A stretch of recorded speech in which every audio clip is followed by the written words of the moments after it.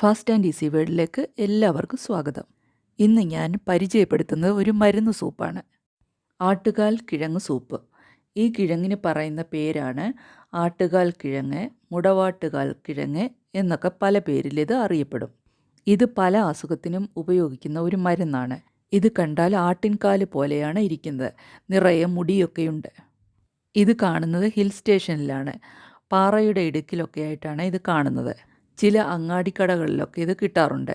Hill സ്റ്റേഷനിൽ പോയാൽ road സൈഡിലൊക്കെ ഇത് വിൽക്കാൻ വെച്ചിരിക്കും. ഇതിൻ്റെ സൂപ്പും അവിടെ ചൂടായിട്ട് വിൽക്കുന്നത് കാണാം.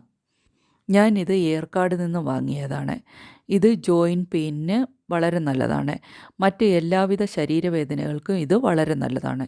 വിട്ടുമാറാത്ത ജലദോഷം, പിന്നെ ഇമ്മ്യൂണിറ്റി കൂട്ടാനൊക്കെ ഇത് സൂപ്പ് വെച്ച് കഴിക്കുന്നത് വളരെ നല്ലതാണ്. എങ്ങനെയാണ് ഈ സൂപ്പ് ഉണ്ടാക്കുന്നതെന്ന് നോക്കാം. ഞാൻ ഇതിൻ്റെ ചെറിയൊരു കഷ്ണം വെച്ചാണ് സൂപ്പ് ഉണ്ടാക്കുന്നത്. ഇതെടുത്തിട്ട് ഇതിൻ്റെ പുറമേയുള്ള തൊലി ചെത്തിക്കളയണം. എന്നിട്ട് ചെറിയ കഷ്ണങ്ങളായിട്ട് മുറിക്കണം. പിന്നെ ഒരു ചെറിയ കഷ്ണം ഇഞ്ചി, വെളുത്തുള്ളി ഒരു 10 അല്ലി, ചുവന്നുള്ളി 8 എണ്ണം, കുരുമുളക് 1 ടേബിൾ സ്പൂൺ, പെരിഞ്ജീരകം 1/4 ടീസ്പൂൺ, ജീരകം 1/4 ടീസ്പൂൺ. ഇതെല്ലാം കൂടി ഒന്ന് ചതച്ചെടുക്കണം.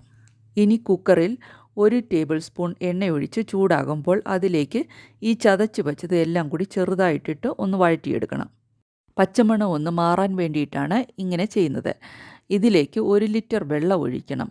ഇനി ആവശ്യത്തിന് ഉപ്പും കൂടി ഇടണം. എന്നിട്ട് ഇത് അടച്ചു വെച്ച് 5 വിസിൽ വരുന്നത് വരെ തിളപ്പിക്കണം.